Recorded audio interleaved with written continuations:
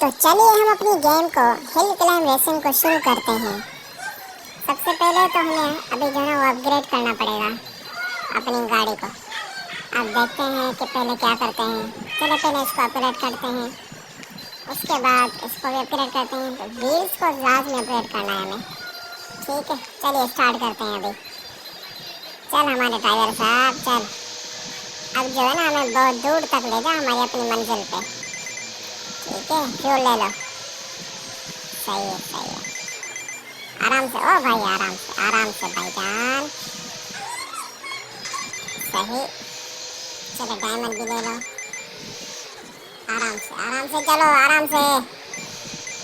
ओ भाई, तो अपग्रेड किया है गाड़ी को, पीछे नहीं लेना। हाँ सही है, एयर टाइम 75 मिल गया।